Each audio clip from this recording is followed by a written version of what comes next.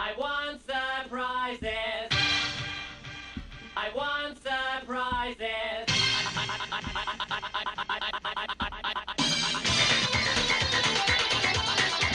This is Pete Burns of Dead or Alive.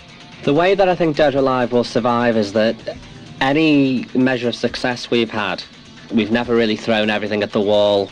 We had success all over the world with Spin Me Round, and we could have gone and done endless promotion in every country in the world. We could have gone and done world tours, we could have sold merchandising rights from here to the moon, and we'd have thrown everything. That would have been all we ever had, and if that didn't work, I'd know we were finished.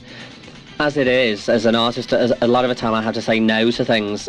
We don't go out and do tours because there's always time for that later. I'll tour when I know people really want to see the group. I'm not going to go out to try and convert people through live musicianship. We did a tour in England on the success of Spin Me Round, and to be honest with you, I feel that we're too good a touring group because we didn't get any credit at all for the musicianship. People said, oh, it must have been on tape, which it wasn't, but then again, you can't force English papers to print a retraction. And during that tour, I just thought, I was very disillusioned. I thought, why bother? You know, why bother? It doesn't matter to the public that much if you tour. And the promotion vehicles were offered. There's so many things. I could have probably been on so many chat shows, but I don't really feel I have to explain so much and justify myself. All I am is a recording artist.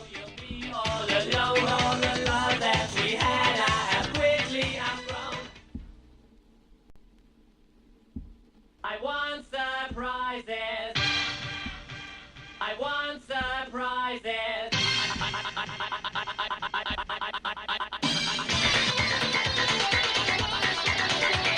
This is Pete Burns of Dead or Alive. My hair looks probably a little Rastafarian.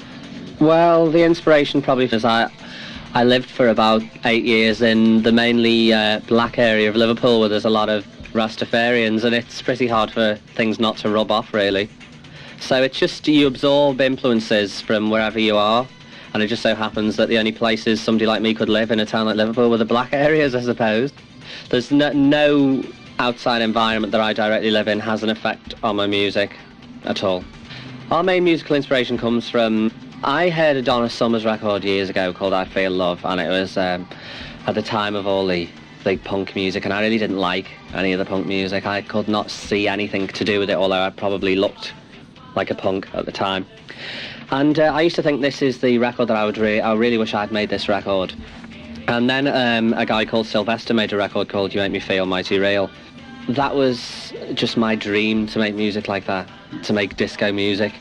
And through various incarnations of Dead or Alive, everything was a stepping stone to making this sound. I had musicians in the early days who weren't able to make this kind of sound, so that didn't bother me too much. I wanted to make a few records, make some money, get some new musicians, and everything was just a stepping stone to this sound. But of course it was influenced by things like Sylvester and, say, Donna Summer and other pop records. I've fused the ideas that I liked.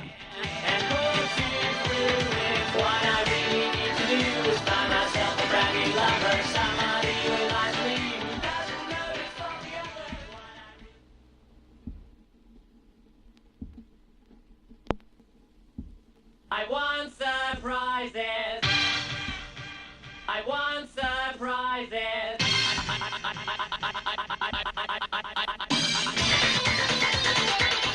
This is Pete Burns of Dead or Alive. About our visual side, people think we're such an amazingly visual band, but I think that's just because everybody else is so dowdy. I think that people are made to feel guilty about expressing themselves visually. It's supposed to be sinful, it's supposed to be an indulgence, and it's thought of as decadence. I think that really is a pile of rubbish. No matter what I did in life, I would always look like this. It's nothing to do with the representation of Dead or Alive.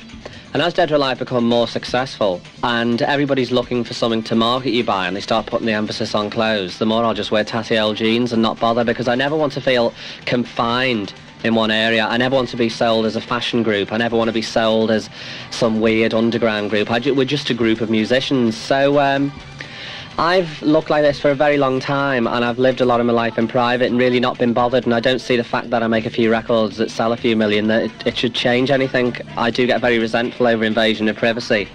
I think now that, to some degree, record companies concentrate on selling the personality as opposed to the record, which is a contradiction in terms that a record company, you must sell a record, and I was looking through some British music papers today and I saw advertisements for like groups that aren't very visual who've made such brilliant records, like somebody called Robbie Neville who's done a record called C'est La Vie, and because he's maybe not visual, his advert's the size of a postage stamp, but if he wore a ring through his nose and maybe had pierced nipples, he'd have full page coverage, and I just think that's very sad. I feel sorry for groups who are put in storage because they're not visual.